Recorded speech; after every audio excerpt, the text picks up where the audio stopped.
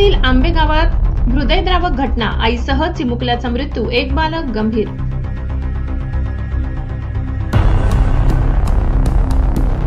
धुळे जिल्ह्याच्या शिरपूर तालुक्यातील आंबे गावात एक अत्यंत धक्कादायक घटना घडली. यामध्ये आईसह तिच्या 3 वर्षीय मुलाचा दुर्दैवी मृत्यू झालाय. भारती संजय पावरा वय 30 या महिलेने आपल्या 2 लहान मुलांसह विषारी द्रव्य प्राशन केल्याचे समोर आले असून या घटनेत भारती आणि त्यांचा लहान मुलगा चिराग संजय पावरा वय 3 यांचा मृत्यू झाला.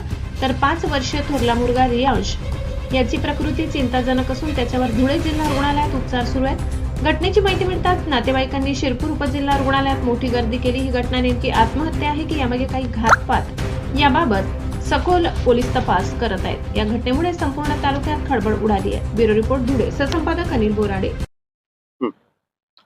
बाजेनाव पावरा संदीप सरदार, राहणार भोयटी.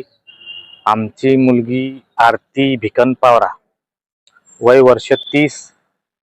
तिच्या पश्चात लहान 2 मुलं. काहीतरी घरात वादविवाद असल्या कारणाने तिने औषध पॉइझन घेतलंय का तिला दिलं गेले ते अजून आम्हाला काही कन्फर्म नाही.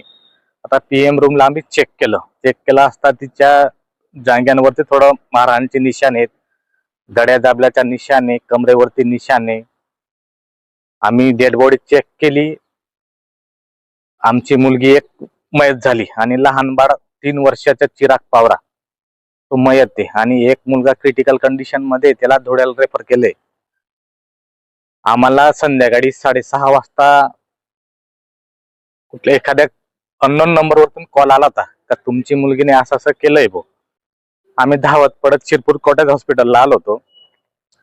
आल्या असता त्या पश्चात जे आमचे ते मुलगीचे मिस्टर आहेत संजय पावरा आणि त्यांचे वडील म्हणजे मुलगीचे सासरे, त्यांना आम्ही विचारलं की बुवा आमची मुलगी कुठे आहे. त्यांचं म्हणणं असं की तुमची मुलगी तब्येत बरी बुवा, ती प्रायव्हेट हॉस्पिटलला ऍडमिट आहे. एक मुलगी आणि तो छोटा बाळ ऍडमिट आहे बुवा. एक छोटा बाळ तर आमच्या समोर डेड बॉडी पडलेली होती.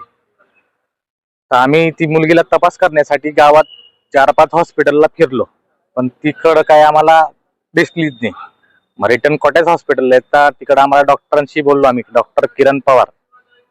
त्यांना मी विचारलं, डॉक्टरांनी मला विचारलं की बा तुम्ही कोण. मी सांगितलं त्यांना की म्हटलं मी मुलगीचा काका.